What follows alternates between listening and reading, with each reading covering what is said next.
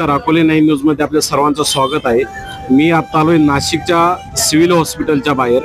या ठिकाणी हे आरोग्य कर्मचारी साधारण 21 दिवस झाले रोडवरती बसलेले। प्रशासन यांच्याकडे कोणत्याही प्रकारे लक्ष देत नाही। हे सर्व कंत्राटी कर्मचारी हे यांच्या न्याय हक्कासाठी रस्त्यावरती बसले।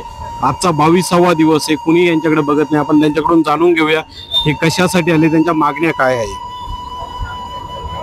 सर, आम्हाला गेल्या 13 वर्षापासून आम्ही काम करतोय, तर पगार आम्हाला मिळतोय 10 ते 15 हजार रुपये किंवा 20,000 रुपयापर्यंत।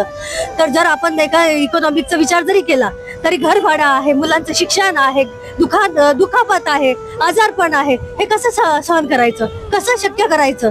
विचार करा की 15 ते 20 हजारामध्ये संसार चालवायचा आहे, कसं चालवणार संसार? शासनाने का बरं आतापर्यंत दखल घेतली नाही? गेल्या 16 महिन्यापासून GR आलेला आहे। GR येऊन सुद्धा त्यांनी त्याच्यावर कारवाई केलेली नाहीये। म्हणजे GR आलाय पण शासन पुढे कार्यवाही काहीच केलेली नाहीये। आम्ही त्याच आशेवर होतो की शासन 2 महिन्याने कारवाई करेल, 3 महिन्याने कारवाई करेल, पण अजूनही कोणाला लेटर मिळालेले नाहीये। 21 दिवस तुम्ही कंटिन्यू इथंच? 21 दिवसापासून अगदी सकाळी 9 वाजेपासून संध्याकाळी 5 वाजेपर्यंत लोक इथे बसतायत। लहान मुलं आहेत, त्यांना घेऊन बायका बसतायत। इथे जे आरोग्य कर्मचारी आहे किती संख्या असेल तुमची?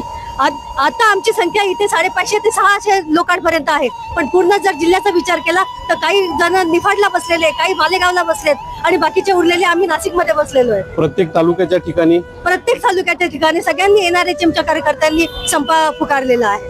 मॅडम काय सांगाल? नमस्कार, मी मीनाक्षी मोरे।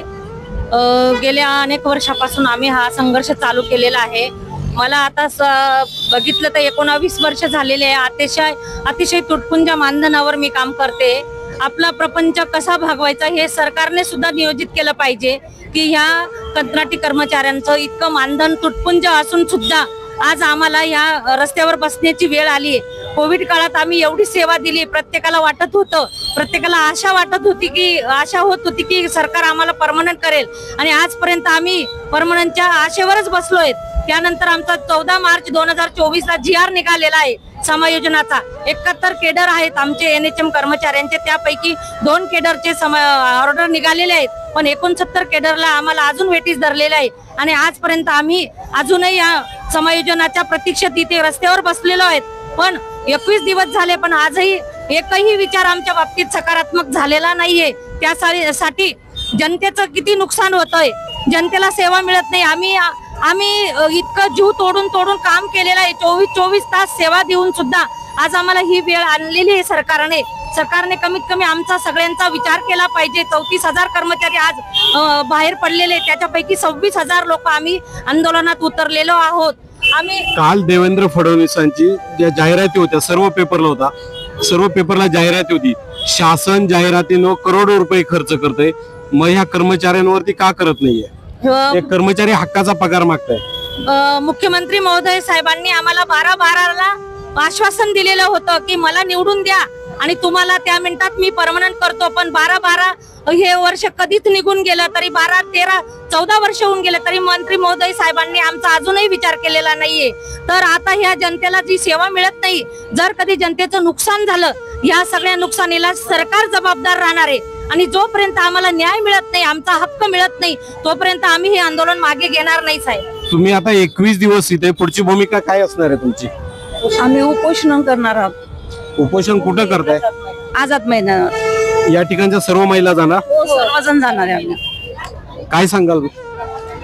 आम्ही बुधवारपासून आमचं उपोषण आझाद मैदान येथे होणार आहे, तरी शासनाने आमची दखल घ्यावी व आमच्या ज्या मागण्या आहेत त्या पूर्ण कराव्या। शासन लाखो करोडो रुपये जाहिरातींवर खर्च करत असतात, पण जे हे तुमच्यासारखे बांधव आहे, जे सामान्य नागरिकांना आरोग्याची सेवा देतात, त्यांच्याकडे का जाणीवपूर्वक दुर्लक्ष केलं जाते? सरकार मुद्दाम होऊन जाणीवपूर्वक लक्ष देत नाही आमच्याकडे। आज किती 18-19 दिवस झाले तरी आमचा संप चालू आहे, अजून आमची दखल घेतलेली गेलेली नाही, तरी सरकारने दखल घ्यावी। लोकांचे मनुष्यबळ कमी पडतंय दवाखान्यात, PHC उपकेंद्रात डिलिव्हरी होत नाही, PHC पर्यंत यायला उशीर होतोय, बालमृत्यू होतात, माता मृत्यू होतात, तरी सरकारने अजूनपर्यंत आमच्याकडे दुर्लक्षच केलेलं आहे। तरी सरकारला आमची विनंती आहे का आमच्याकडे लक्ष देऊन लवकरात लवकर आमची समायोजनाची मागणी पूर्ण करण्यात यावी। काय सांगाल तुम्ही शासनाला? शासनाला आमची एकच विनंती आहे की आम्हाला 18 वर्ष झालेले आहेत तरी अजूनही आमचा विचार करत नाही सरकार. तरी आता आम्हाला आमच्या मुलाबाळांच्या पुढच्या दृष्टिकोनाने आम्हाला त्यांनी न्याय द्यावा. न्याय नाही दिला तर आम्ही 10 तारीख 10, 11 आणि 12 तारखेपर्यंत आमरण उपोषण आझाद मैदान येथे करणार आहोत. या ठिकाणी 21 दिवस झाले, प्रशासनाचे कोणी अधिकारी येऊन काही तुम्हाला आश्वासन दिले? आश्वासनं खूप मंत्र्यांनी दिलेले आहेत की आम्ही तिथपर्यंत जातो, मुख्य आरोग्य मंत्री साहेबांशी बोलतो, परंतु अजूनपर्यंत काहीही न्याय दिलेला नाही. काय सांगाल तुम्ही? 2006 पासून गेले 18-19 वर्षापासून सगळे आरोग्य कर्मचारी आम्ही एकत्र संवर्गाचे सगळे चांगले शिक्षण असलेले सगळे कर्मचारी, नियमित कर्मचाऱ्यांच्या बरोबरीने आम्ही सगळेजण कामकाज करत आहोत. अनेक आंदोलनं झाली. आमच्या बाबतीमध्ये सरकारने चांगला निर्णय घेतला की 14 मार्च 2024ला आमचा समाजण्याबाबतीचा त्यांनी चांगला निर्णय घेतला, परंतु त्याची अंमलबजावणी अजूनपर्यंत झाली नाही. मानधन वाढ, लॉयल्टी बोनस, आमचा इन्शुरन्स, त्याच्यानंतर ह्या ज्या मूलभूत ज्या आमच्या सगळ्या सोयी आहेत, ह्या कुठल्याही प्रकारच्या सोयी आमच्या कर्मचाऱ्यांना या ठिकाणी नाही आहेत. आम्हाला सगळ्यांना रुग्णसेवेमध्ये आनंद आहे. हे असं प्रकारचं आंदोलन हे आम्ही नाईलाजास्तव आम्हाला उभं करावं लागलं आहे. शासनाने आता आमचा अंत पाहू नये, आमचा आता अंत झाला आहे. सगळ्या प्रकारे लोकशाही मार्गाने नियमाने आम्ही आतापर्यंतची आंदोलनं केली, परंतु आता उद्याच्या जर कॅबिनेट बैठकीमध्ये जर शासनाने आमच्या बाबतीमध्ये काही सकारात्मक निर्णय जर घेतला नाही तर बुधवारपासून आम्ही आमच्या सगळ्या कुटुंबासहित आझाद मैदानावर उपस्थित राहून आम्ही आमरण उपोषण या ठिकाणी करणार आहोत. राज्याचे मुख्यमंत्री देवेंद्र फडणवीस असतील, अजितदादा असतील किंवा एकनाथ शिंदे असतील, या सर्वजण महिला आहे, ह्या तुमच्या लाडक्या बहिणी आहे.